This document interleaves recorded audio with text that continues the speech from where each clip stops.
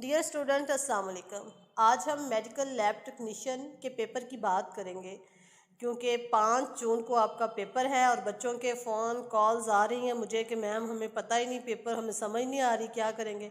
मैंने सोचा चले आपके लिए एक वीडियो बना देती हूँ। पहले डिस्पेंसर क्लास के लिए बनाई थी, उनको काफ़ी उसका पता चला, उनको हेल्प मिल रही है पेपर की तैयारी के लिए। तो चलें आज हम मेडिकल लेबॉर्ट्री टेक्नीशियन के पेपर की बात कर लेते हैं। ये गैस भी समझ लें आप इसे। सबसे पहले तो आपको ये पता होना चाहिए कि पेपर जो है वो 2 होने हैं, एक पेपर ए होगा, दूसरा बी होगा।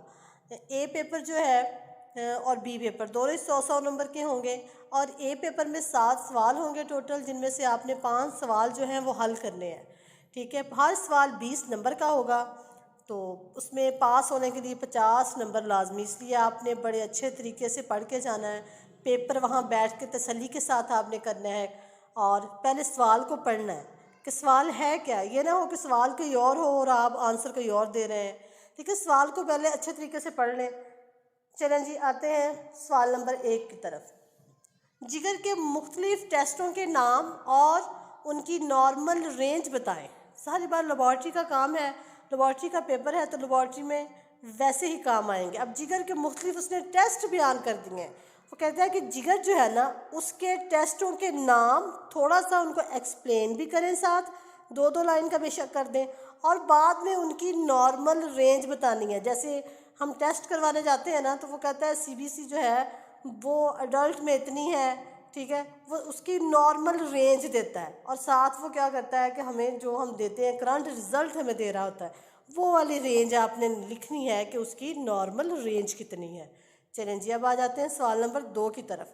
क्वालिटी कंट्रोल की तारीफ़ करें, अंदरूनी और बैरूनी कंट्रोल का फ़र्क बयान करें।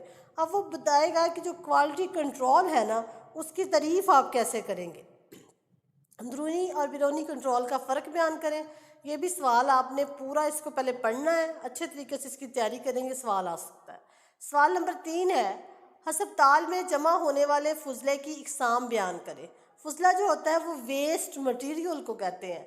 जो चीज़ें जैसे हमने सिरिंज तोड़ी तो हमने ब्लड लिया सैंपल तो वो ज़ाया कर दी, ये वेस्ट मटेरियल होता है इस तरह का।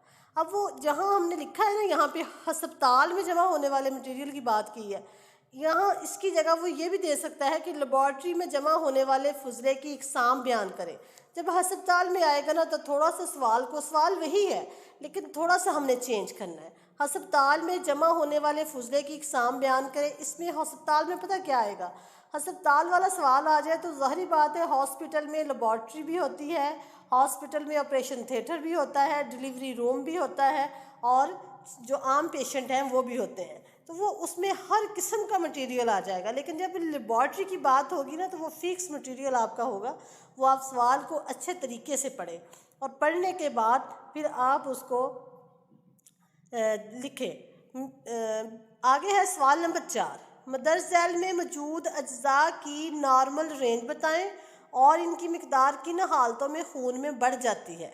ठीक है, तो अब जो इसमें है कि वो कह रहा है कि अज्जा जो है ना, इसमें नॉर्मल रेंज बतानी है। फिर आपने बता रहा है कि कौन कौन सी हालतें हैं जब खून में इनकी मिकदार बढ़ती है।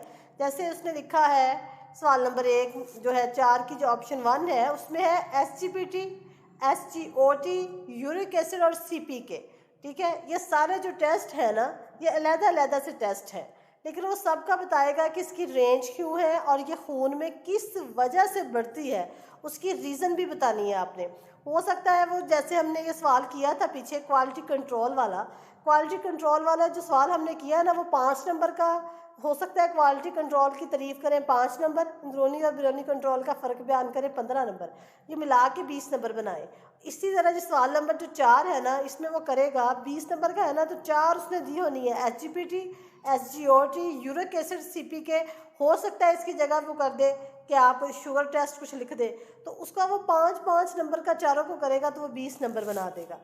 सवाल नंबर 5 की तरफ आते हैं। लेबॉर्ट्री में सैंपल को लेने, पहचानने, लेबल करने, एक जगह से दूसरी जगह ले जाने और प्रोसेसिंग का तरीकाकार तहरीर करें। अब कैसे लेबॉर्ट्री में हम सैंपल कैसे लेते हैं। अब बंदे को सिरिंज ही ना पकड़ने आया तो वो सैंपल कैसे लेगा। यानी आपने पहले सारा वो अपने पास से भी आप लिख सकते हैं कि आपने किस तरह से ट्यूनिकेट लगाना है। पहले आपने वेन को वाज़िया करना है, वेन से आपने सैंपल लेना है, यानी वो सारी चीज़ें आपने निकालनी है। फिर पहचानने, लेबल करने का मतलब है ये ना हो कि लेबॉर्ट्री में जो मुख्तलिफ टेस्ट होते हैं इसलिए वहाँ उसका नाम पेशेंट का और लेबल करना कौन सा टेस्ट है वो बहुत ज़रूरी होता है, ये आपने साथ लिखना है। एक जगह से दूसरी जगह ले जाने और प्रोसेसिंग का तरीकाकार तहरीर करें। अब सवाल नंबर 6 की तरफ आ जाते हैं, लेबॉर्ट्री टेक्नीशियन की जिम्मेदारियां बयान करें। ये तो बहुत ही अहम सवाल है। जैसे डिस्पेंसर की जिम्मेदारियां हैं, ऑपरेशन थिएटर वाले की जिम्मेदारियां हैं, लेबॉर्ट्री टेक्नीशियन की जिम्मेदारियां हैं, ठीक है। वो जिम्मेदारियों की जगह पे ड्यूटीज़ भी दे सकता है, ठीक है, उसके काम भी दे सकता है। यानी लेबॉर्ट्री टेक्नीशियन की जो जिम्मेदारियां वो बयान करेंगे, बहुत ही अहम सवाल है। शुगर के टेस्ट को बयान करें, यानी सवाल नंबर 7 है, शुगर के टेस्ट को बयान करें। या फिर वो इसकी जगह ये भी सवाल आ सकता है कि ESR जो है उसको तफसील से बयान करें। कि कौन सा सवाल? ESR को तफसील से बयान करें, ठीक है। ये सवाल जो है ये बड़े अहम हैं, इनको आपने एक बार ज़रूर पढ़ना है, रट्टा लगाने की कोशिश नहीं करनी, सिर्फ देखना है कि सवाल के अंदर है क्या, फिर उसको अपने लफ्ज़ों में आपने बयान करना है वहाँ पे, ठीक है। और एक और बात जो पेपर के मुतल्लिक़ थी, जैसा कि पेपर आए आपको तो उसमें अगर आपने सवाल नंबर 3 आपको बड़े अच्छे तरीके से आता है तो आपने अपनी आंसर शीट के ऊपर भी सवाल नंबर 3 ही लिखना है कि अस्पताल में जमा होने वाले फुजले की इकसाम बयान करें।